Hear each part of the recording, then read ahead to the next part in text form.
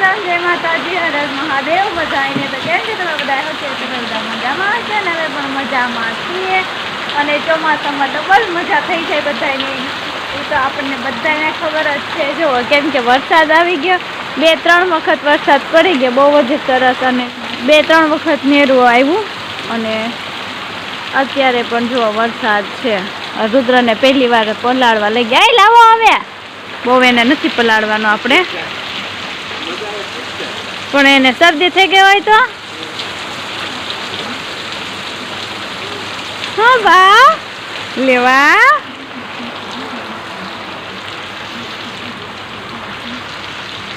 મજા આવે બાવ. હે ગીત ગાવાનું હોય, એવું કઈ ગીત ગાવાનું હોય આપણે હે બાવ? હા, રુદ્ર ગીત ગાવા મળે, મૂડમાં આવી ગયો પોતામાં.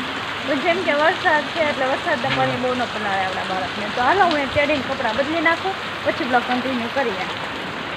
વાતાવરણ હળવું છું, ચપ્પલ પલળી ગયા છે અને હાથમાં રુદ્ર છે.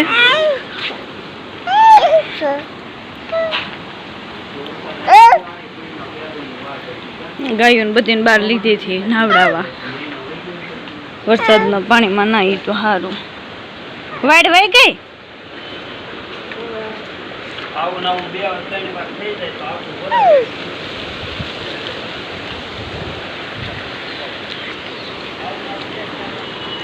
મિત્રો આપણી વાડ વહી ગઈ છે અને પાણી જો અહીં સુધી આવે છે. હમણાં ગાયોને અંદર લઈ લઈ, અંદર ટાળિયામાં સાફ સફાઈ કરે છે. અહીંથી વહી ગઈ વાડ આપણી.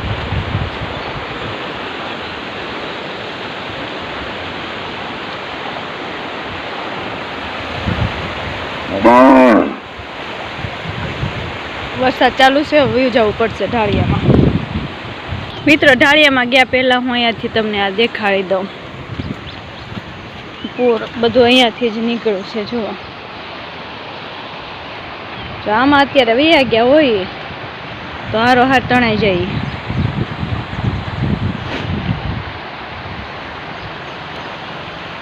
ચોખ્ખું ફૂલ પાણી વધે છે હો, અહીંયા વધતું છે. અહીંયા આ તાર દર વર્ષે વયા જાય આપણે.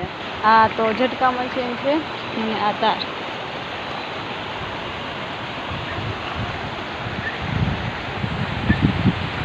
હાલો ભાઈ જા મિત્રો, વરસાદ ચાલુ છે, ફોન પલળી જાય. ઠાળિયામાં આવી ગઈ અને અહીંથી હવે દેખાય.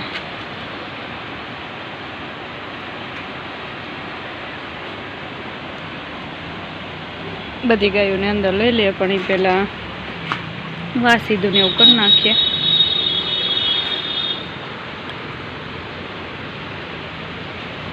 તો મિત્રો આ ગેટેથી આમ જો આ આપણી બધી જગ્યાએ કેવી લાગે.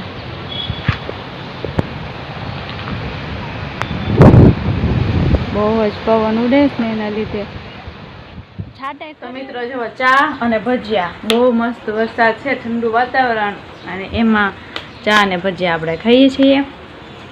તો તમે બધા જમવા આવો, નાના ભજીયા ખાવા આવો એમ. અને સાથે હવે આ વ્લોગ આપણે અહીંયા પૂરો કરવાનો છે, કેમ કે આપણે જઈશ બહાર. તો બ્લોગ સારો લાગ્યો હોય તો લાઈક શેર કરી દેજો, અને જો ચેનલ ઉપર નવા હોય અને આવા નવા વિડીયો જોવા હોય તો ચેનલ સબસ્ક્રાઈબ કરી દેજો. તો અમે મળશું એક આવા જ વ્લોગ સાથે. ત્યાં સુધી રામ રામ, જય માતાજી.